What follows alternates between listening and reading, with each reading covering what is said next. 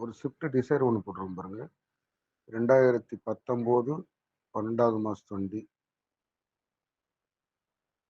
Single owner, 68,000 kilometre service record.